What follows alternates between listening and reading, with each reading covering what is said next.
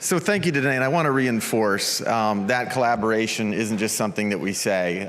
It's the first thing Danae talks about every time we get on a call is what are we working on together? What are we talking about to our shared membership together? So it's really great to have that strong industry partner in CMLS. Our next session, we've got 2 sessions, then we're going to go to lunch. So our next session is a fun one. We have Brendan Fairbanks from Perchwell to talk about how standards accelerate Proptech startups. Brendan. There we go. Hey everybody, good morning. My name is Brendan Fairbanks and I'm the founder and CEO of Perchwell. Perchwell, we are a company of about 50 people. We are based in New York City, and Perchwell is a next generation MLS technology platform. So we offer a one-stop data and workflow solution for MLSs and their membership. We launched in New York. We operate REBNY's, the Real Estate Board of New York's RLS, which is the de facto MLS in New York, and we are now expanding out beyond New York into several markets across the country. We are fortunate to have found the RESO religion early in the life of our company and our product, and sticking to RESO standards has helped us, I think, develop a better product, a more robust, a more scalable product than we otherwise would have. So I'm here to tell you a little bit about how data standards can help accelerate real estate tech startups.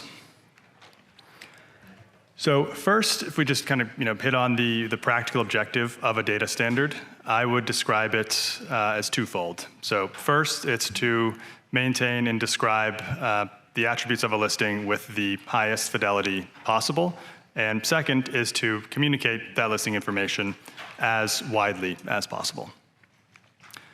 And absent a data standard, MLS vendors have tended to modify their data model, change fields, change lookups on an ad hoc basis. Now, this is very tempting to do, right? Any vendor wants to respond to customer needs, customer requests as quickly, as easily as they can. And in a vacuum, oftentimes ad hoc changes are the quickest way to respond to any given request. The problem is that once you start doing that at any scale, things start to become very fragile very quickly. And you wake up one day and you've got contradictions all throughout your data model. You've got one implementation that does things one way, that treats a concept, treats a field one way, another implementation that treats that same concept in a different way. And because you've got an application layer, a UI, on top of that underlying data model, it becomes very difficult to change, to modify either that underlying data model or that application layer. So it kind of gets, becomes a real quagmire. Now, we saw this firsthand when we were starting off in New York City. As some of you may know, New York is a, quote, system of choice market. That means that there are multiple front ends that plug into a common shared backend database. So REBNY's RLS is that shared backend database, and there are a few different front end products that plug into it, and the brokerages basically choose which front end they want to use. And so we started off, we were one of those front end projects or products, and we were plugging into this common database. We found that there were multiple fields in the database that basically meant the same thing. One front-end vendor would use one field, whereas another front-end vendor would use a different field for basically the same the same concept. So cutting through that, making sense of all that data was a huge lift, a big undertaking for us just to get kind of the basics of a product. That's not to mention actually building a compelling product on top of that.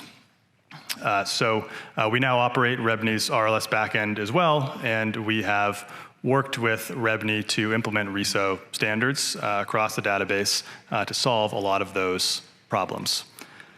Now, as we're expanding out beyond New York, we are in converting kind of older data structures in other markets. We are constantly tempted to take shortcuts with our data model to make changes just this once.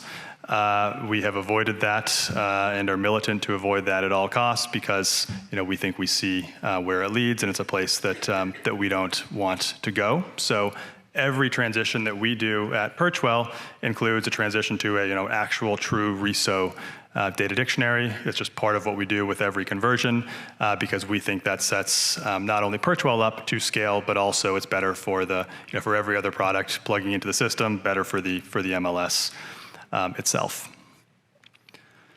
So if we go back to that overarching or that practical objective of a data standard, which of these two approaches do we think is going to be better at communicating listings with the highest fidelity, the most widely possible? Right now we're at a RESO conference, so obviously I'm going to say it's the second one, but even if we weren't, I would say that it is the second one. I can speak personally to firsthand experience with the first. So as I said, we started in New York as a vendor plugging into a non-standard backend database, and it was a heavy lift to just get that underlying data right, and then again to build a product on top of it. Now, it was a heavier lift than I think I expected, than I know that I expected. I'm sure than the rest of the team expected as well. I would like to think that we still would have done it, even if we knew how hard it was going to be. But I have to assume that there's plenty of innovation that just doesn't happen because of these underlying data issues, right? Either because a team has to devote a ton of resources to solving these problems that shouldn't be there in the first place, or another team might say, hey, this just is not worth the brain damage.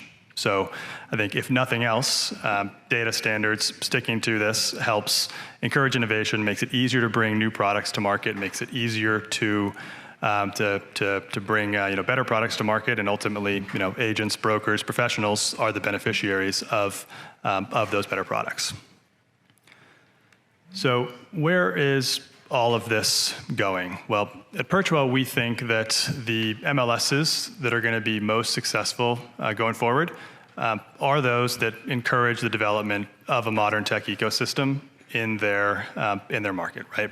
Now, a big part of that is going to be the data layer, an increasingly big part of that is going to be the data layer.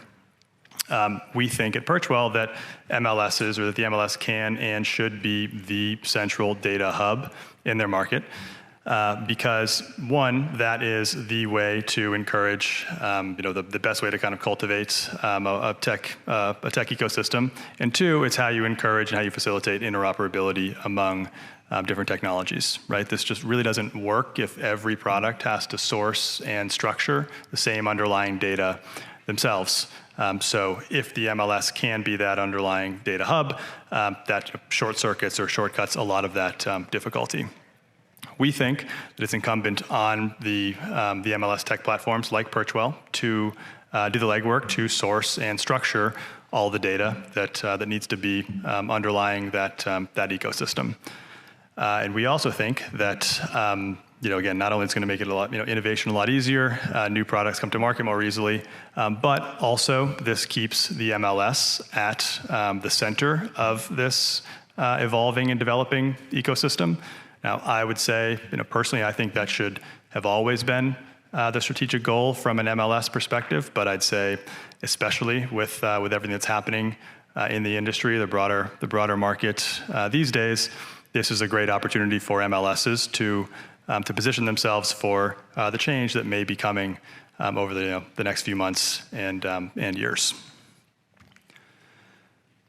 From a localization or from a product perspective, localization is really is the name of the game, right? Real estate is local. Every market has its own nuances, differences. Every agent wants every product tailored exactly to their liking, and at Perchwell, this has been something that we've been focused on from the beginning. So we always saw localization as a way to differentiate ourselves, differentiate our product, and to be able to come into the space and frankly, impress people, impress early customers and clients.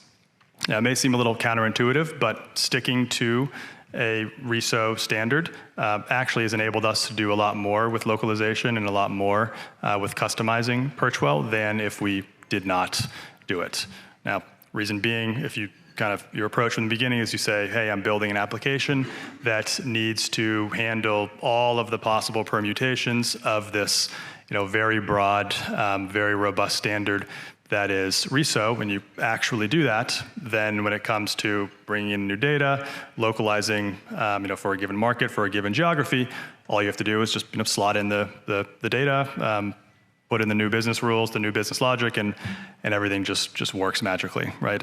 I'm oversimplifying that a little bit, but sticking to that standard really helps go a long way in delivering the kind of localized, customized product experience that I think every agent, every broker, every MLS is looking for.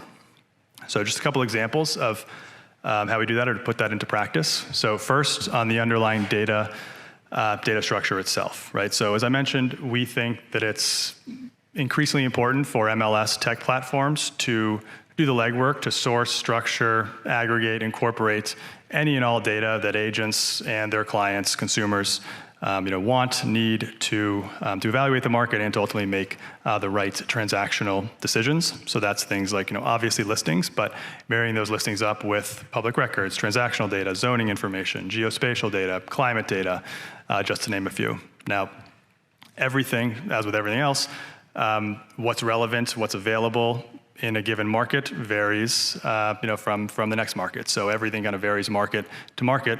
And as a software vendor who wants to scale and wants to scale into multiple markets, you've got to be able to handle that. You've got to be able to incorporate that within your system so that you can scale. And sticking to a RESO standard, sticking to that kind of core underlying foundational data standard enables you to, again, kind of just slot in new data sets as they become available and sets you up to continually aggregate, structure, bring in new data when somebody asks for it or when things change or become available. Next, ad edit. So obviously on everybody's mind here, just a couple screenshots from a couple different places where we operate. New York on the left, Cincinnati on the right. These are two totally different markets, completely different data structures, different business logic, different business rules.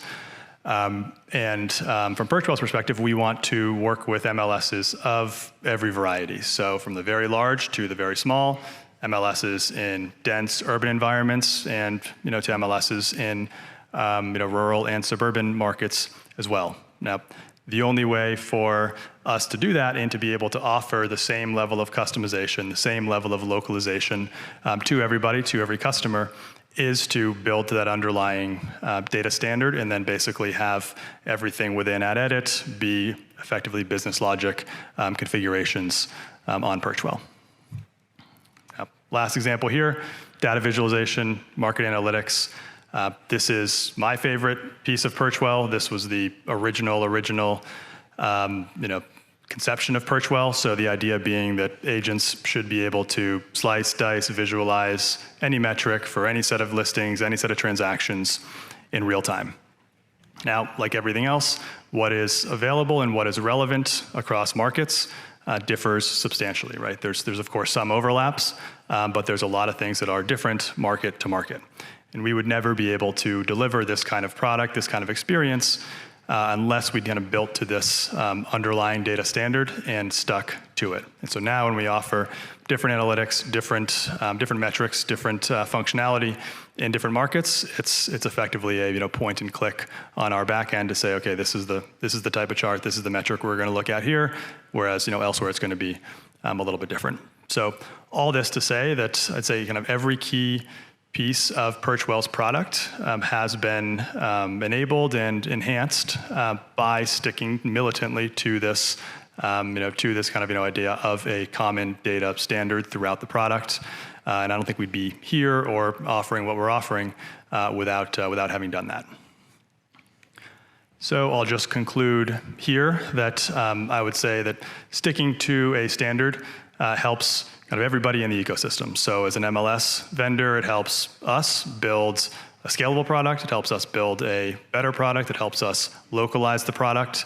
It helps third-party vendors, other vendors who are plugging into the system, right? They know what they're going to expect. They know how to build and tailor their product, knowing that they're going to be getting data in a certain format from those MLS platforms. And so if they've got that across the country, then they're building, effectively one version of the product that works across the country, as opposed to something that they need to do a bunch of work and legwork to tailor at the market level.